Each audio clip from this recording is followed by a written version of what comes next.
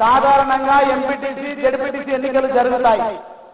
కానీ ఈ మూర్ఖపు ముఖ్యమంత్రి మొన్న సర్పంచ్ ఎన్నికల్లో వచ్చినటువంటి వ్యతిరేక ఫలితాలను దృష్టిలో పెట్టుకొని రైతులు మమ్మల్ని ఎడమకాలు చెప్పుతోనే తంతా ఉన్నారు, మహిళలు నమ్మే పరిస్థితి లేదు, నిరుద్యోగ యువకులు యుద్ధం చేస్తా ఉన్నారు, యువకులు ఈ పనికిరాని ప్రభుత్వం గురించి విస్తృతంగా చర్చ పెడతా ఉన్నారు, రైతులు ఈ దుర్మార్గపు పాలన పోవాలని ఎక్కడికక్కడ శాపనార్థాలు పెడతా ఉన్నటువంటి ఈ సందర్భాన్ని తనకున్నటువంటి పనికిరాని ఇంటెలిజెన్స్ ద్వారా తెలుసుకొని ఎంపీటీసీ జెడ్పీటీసీ ఎన్నికల కంటే ముందు మున్సిపల్ కార్పొరేషన్ ఎన్నికలను నిర్వహిస్తే ప్రజలను ఏమన్నా మైమరిపించి ఓట్లు వేయించుకోవచ్చు అనే భ్రమలో ఈ ఎన్నికలు నిర్వహిస్తున్నటువంటి మాట వాస్తవం. కానీ గత జిహెచ్ఎంసీ ఎన్నికలను ఈ ముఖ్యమంత్రి గుర్తు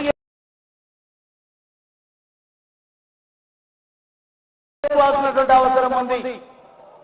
మొన్న జరిగినటువంటి 5 సంవత్సరాల క్రితం జరిగినటువంటి జిహెచ్ఎంసీ ఎన్నికల్లో ఒక పార్టీకి 1 సీటు, ఇంకో పార్టీకి 2 సీట్లు, సెంచరీ కొడతామన్నటువంటి అవినీతి పాలన అందించినటువంటి బీఆర్ఎస్ పార్టీకి కొన్ని సీట్లు ఇస్తే ఎవరి ఊహ కందకుండా 48 కార్పొరేటర్లను జిహెచ్ఎంసీ ఓటర్ మహాశయులు గెలిపించుకోవడం జరిగింది.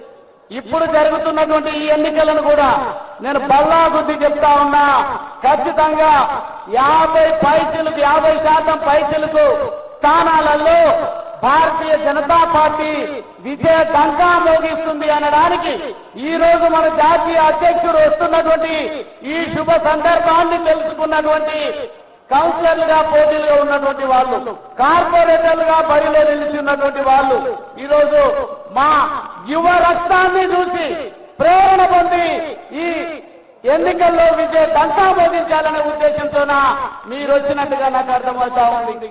ఈ రోజు మీరే కాదు, మనమందరం కూడా ప్రేరణ పొందాల్సినటువంటి అవసరం ఉంది. ఈ పనికి రాని రాహుల్ గాంధీని నరేంద్ర మోడీ గారితో పోలుస్తా ఉన్నారు. ఈ రోజు మీడియా మిత్రులను నేను విజ్ఞప్తి చేస్తా ఉన్నా, మీరు ఈ కాంగ్రెస్ నాయకత్వాన్ని పోల్చడానికి ఎట్టి పరిస్థితుల్లో వాళ్లకు ఏ అర్హత లేదు. యువకుడు అని 50-60 సంవత్సరాలైనా పెళ్లి కాకుంటే రాహుల్ గాంధీని యువకుడిగా అభివర్ణిస్తా ఉన్నారు. యువకుడు అసలు సిద్ధమైనటువంటి యువ నాయకత్వం ఎక్కడుంది భారతదేశంలో అంటే భారతీయ జనతా పార్టీలో ఉంది. మరి ముఖ్యంగా మన నితిన్ నవీన్ నాయకత్వంలో ఉంటుంది అని దాన్ని చెప్పడం కోసం యువ రక్తాన్ని ఈ దేశానికి అందిస్తా ఉన్నారు. ఎంతో మంది యువకులు బలిదానాలు చేసుకోవడం వల్ల, ఎంతో మంది త్యాగదళులు బలిదానం